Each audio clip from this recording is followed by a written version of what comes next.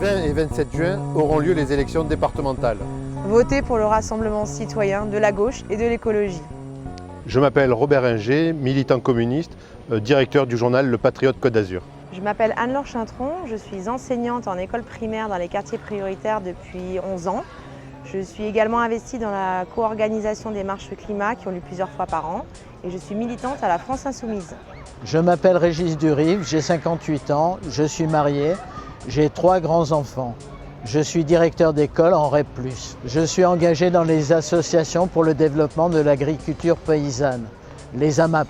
Je m'appelle Myriana Jukic, j'ai 51 ans et je vis dans le 8e canton de Nice depuis plus de 20 ans. Je suis formatrice encadrante technique dans une association d'aide à l'insertion sociale et professionnelle. Avec Anne-Laure, Myriana et Régis, nous sommes candidats dans ce 8e canton de Nice.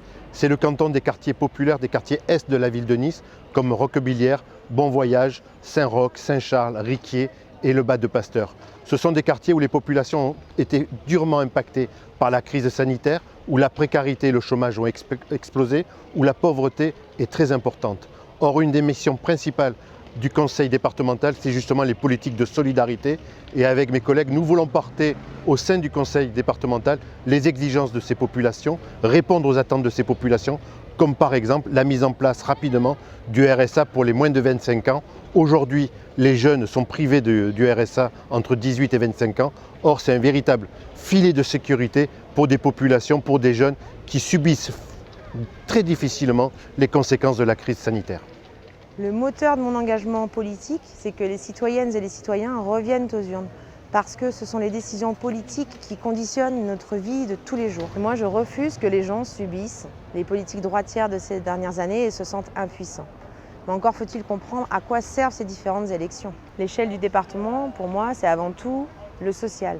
On a là les leviers fondamentaux pour pouvoir accompagner les plus démunis à sortir de la précarité et à avoir une vie décente. Nos aînés et nos jeunes, mais aussi toutes celles et ceux pour qui le RSA est le dernier filet de sécurité qui leur reste.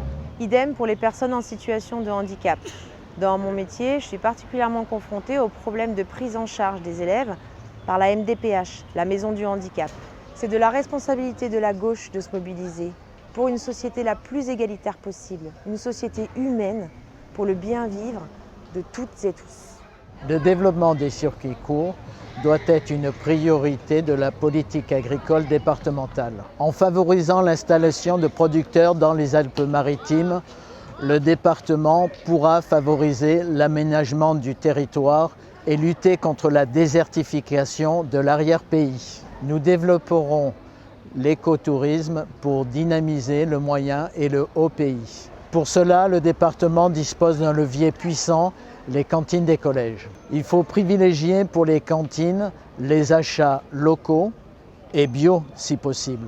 Il faut favoriser les commandes directes aux producteurs pour garantir leur production.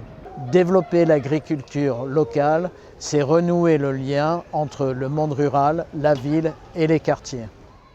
Alors que le département ne cesse de réduire les budgets des structures d'aide sociale, la précarisation de la population augmente fortement et dangereusement. Les suppressions de postes continuent de s'exécuter et il est de plus en plus difficile pour les travailleurs sociaux d'accompagner dignement les personnes en précarité. Depuis la crise sanitaire, la demande de RSA a augmenté de 21% dans les Alpes-Maritimes.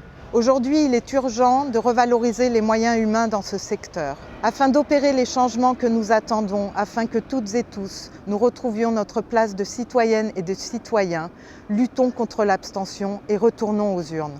Les 20 et 27 juin auront lieu les élections départementales. Votez pour le Rassemblement citoyen de la gauche et de l'écologie.